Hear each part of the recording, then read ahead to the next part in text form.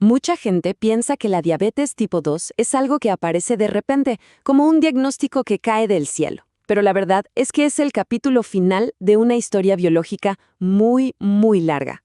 Hoy, lo que vamos a hacer es desentrañar esa historia, paso a paso, para entender de verdad cómo se gesta este desequilibrio en el cuerpo. Entonces, la gran pregunta es, ¿dónde arranca todo? Porque, ojo, esto no es como apretar un interruptor que se enciende de un día para otro. No, para nada. Es un proceso, una especie de reacción en cadena que se va construyendo en silencio durante años.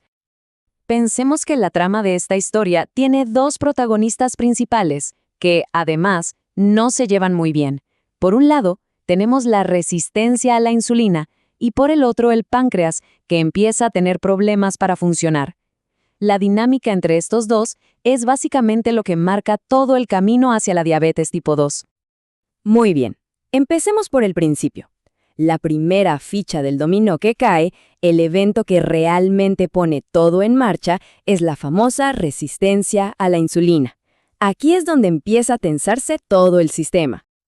A ver, ¿y qué es exactamente eso de la resistencia a la insulina? Imaginemos que la insulina es como una llave, y las células del cuerpo tienen cerraduras en sus puertas. La insulina llega, abre la puerta y la glucosa entra para darnos energía. ¡Perfecto! El problema con la resistencia es que esas cerraduras se empiezan a poner como oxidadas. La llave ya no gira bien, le cuesta abrir. Y claro, la glucosa se queda afuera acumulándose en la sangre donde no debería estar. Y este problema se manifiesta de forma distinta en cada parte del cuerpo. Pensemos en los músculos, que son los mayores consumidores de glucosa que tenemos. Pues con la resistencia es como si de repente dijeran, no gracias, hoy no quiero azúcar. Simplemente no la captan de la sangre de forma eficiente. Mientras tanto, el hígado, que normalmente es como el gerente de la fábrica de azúcar y sabe cuándo parar la producción, se vuelve rebelde. Ignora las señales de que ya hay suficiente azúcar en la sangre y sigue produciendo y liberando glucosa sin parar, incluso de noche, cuando estamos en ayunas. Y por si fuera poco, el tejido graso, o sea, la grasa corporal, también se mete en el lío. Empieza a soltar un montón de ácidos grasos a la sangre.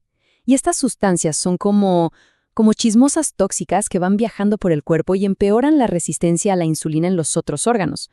O sea, se crea un círculo vicioso que se alimenta a sí mismo. Frente a todo este caos, el páncreas se pone la capa de superhéroe, entra en modo de emergencia y empieza a bombear cantidades masivas de insulina para intentar forzar esas cerraduras oxidadas. Y lo increíble es que durante esta fase, los niveles de glucosa en sangre pueden seguir siendo normales.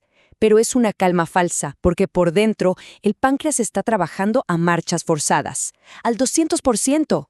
Pero claro, como cualquier superhéroe, ese esfuerzo sobrehumano tiene un límite. No se puede mantener ese ritmo para siempre. Y con el tiempo, el páncreas empieza a dar señales de agotamiento. Y es aquí donde la historia da un giro bastante oscuro. Y no hablamos de un simple cansancio, ¿eh? Es un daño físico real a nivel celular. Esto pasa por varias cosas. Primero, el propio exceso de glucosa en la sangre se vuelve tóxico para las células del páncreas. A eso se le llama glucotoxicidad. Al mismo tiempo, el exceso de esos ácidos grasos de los que hablamos también las daña. Eso es la lipotoxicidad.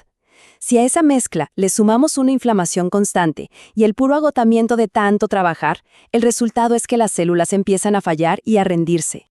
La diferencia en cómo responde es brutal. Un páncreas sano, después de una comida, libera un pulso de insulina rápido y potente. ¡Pum! Es la primera fase y controla el azúcar de inmediato. Pero en un páncreas que ya está fallando, esa respuesta inicial, que es clave, se pierde. La insulina sale tarde y con poca fuerza. Es como llamar a los bomberos y que lleguen 1 hora tarde al incendio. Y así llegamos al punto de quiebre. Se produce lo que se llama una insuficiencia relativa de insulina. ¿Qué significa? No es que no haya nada de insulina, sino que la cantidad que el páncreas, ya agotado, puede producir ya no es suficiente para vencer la resistencia. La balanza se rompe y ahora sí los niveles de glucosa en sangre empiezan a subir y a quedarse altos de forma constante. Pero la cosa no termina con el páncreas. Su fallo es como una onda expansiva que empieza a desencadenar problemas en un montón de otros sistemas del cuerpo. El desequilibrio se vuelve generalizado. Por ejemplo, unas hormonas que tenemos en el intestino, las incretinas, que normalmente le avisan al páncreas, oye, suelta insulina que viene comida, empiezan a perder su efecto. Ese mensaje llega débil, distorsionado. Y esto, claro, contribuye a esa respuesta lenta y pobre de insulina que vimos antes. Luego entra en escena el glucagón. Esta hormona hace justo lo contrario que la insulina. Le ordena al hígado que libere más glucosa. En este estado de desequilibrio, sus niveles aumentan sin razón, básicamente echando más leña al fuego y subiendo todavía más el azúcar en la sangre. Y para sorpresa de muchos, hasta los riñones se suman al problema. Normalmente su trabajo es filtrar el exceso de glucosa y eliminarla por la orina. Pero en esta situación hacen justo lo contrario. Un transportador se vuelve hiperactivo y en vez de tirar el azúcar, la reabsorbe y la devuelve a la sangre. Increíble, pero cierto. Y finalmente, el cerebro. La resistencia a la insulina también llega al hipotálamo, que es nuestro centro de control del apetito. Esto desajusta las señales de hambre y de saciedad.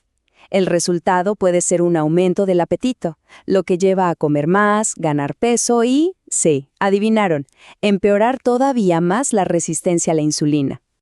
Bien, después de ver toda esta cadena de eventos, la pregunta es obvia. ¿Y qué hizo que cayera esa primera ficha del dominó? ¿Por qué empezó todo? Vamos a ver las raíces del problema. Y la respuesta es una interacción compleja entre nuestros genes y el ambiente. Por un lado, sí, hay una predisposición genética, ciertas variantes en nuestro ADN que nos hacen más vulnerables. Pero por otro lado, están los factores del entorno. La obesidad, una dieta alta en calorías, la falta de ejercicio, incluso no dormir lo suficiente, todo eso funciona como el detonante que activa esa predisposición. Entonces, si hay una idea con la que debemos quedarnos es esta. La diabetes tipo 2 no es un problema aislado del páncreas. Es una falla sistémica, una cascada de problemas de comunicación entre el músculo, el hígado, la grasa, el páncreas, el intestino, los riñones e incluso el cerebro. Y todo esto nos deja con una pregunta final, una para reflexionar. Ahora que entendemos esta compleja cadena de eventos, eslabón por eslabón, la verdadera cuestión es, ¿en qué punto de esa cadena se podría intervenir para frenarla o quizás incluso para romperla?